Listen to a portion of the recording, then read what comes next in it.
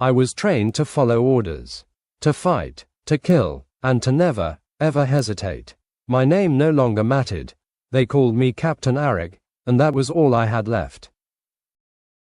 The war had stripped everything else away, my memories, my dreams, even my doubts.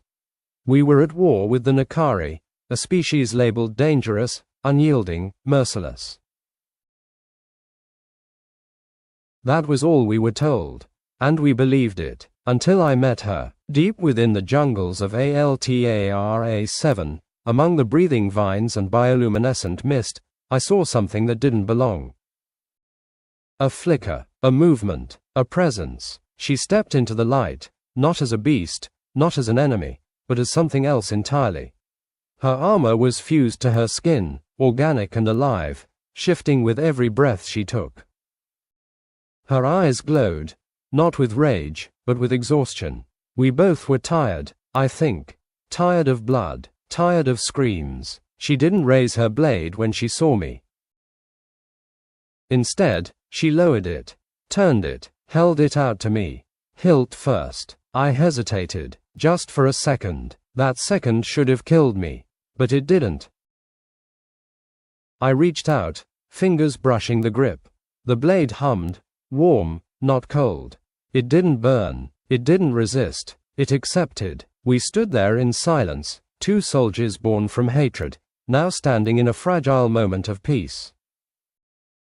She said one word, Selna. I didn't know what it meant, but the way she said it, soft and steady, it felt like more than a name. Maybe it was her name. Or maybe it was a prayer. I wanted to speak, but I didn't know what to say. My words felt foreign in my own mouth. Instead, I nodded. She nodded back. And in that nod, something passed between us.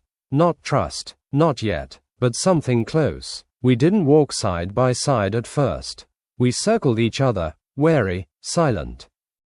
Then the sky cracked with thunder, and the rains came, heavy and acidic. She gestured toward a cave. I followed her in. We sat by a dim, flickering flame that barely kept the cold out.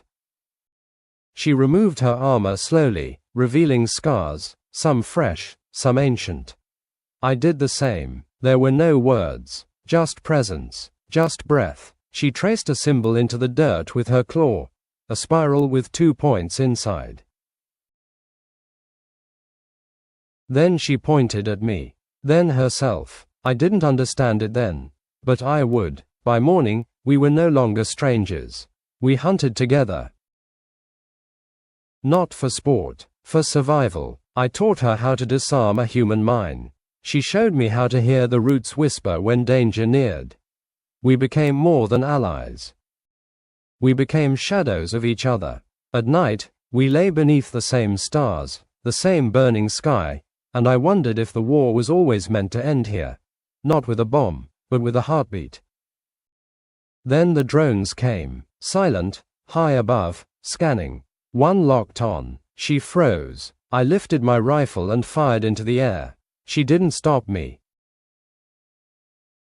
It wasn't logic. It was instinct. It was protection. We ran, through vines that wrapped around our ankles, over trees that breathed and shifted. We ran.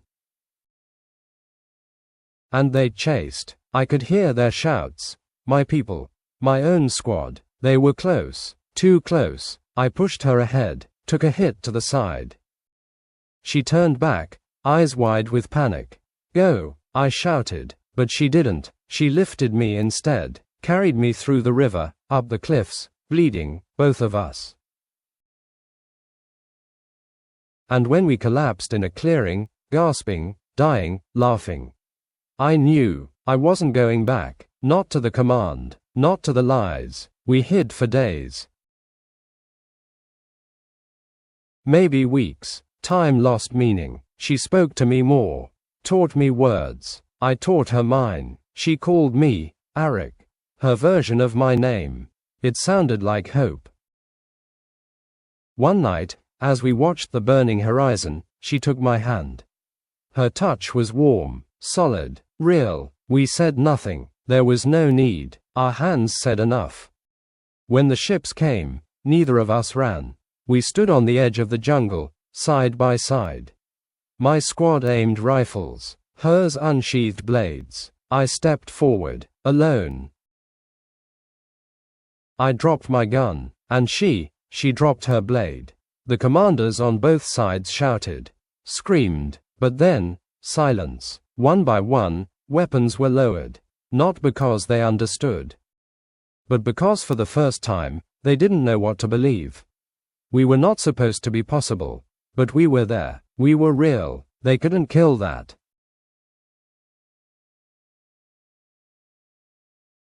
We walked away, not as deserters, not as heroes, but as something new, something old, maybe. Two beings who refused to keep bleeding for a war no one remembered how to end.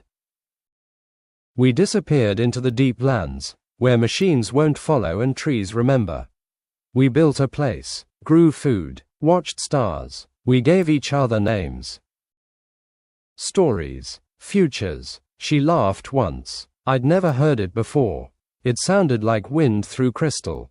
And I laughed too. One day, a child will ask where we came from.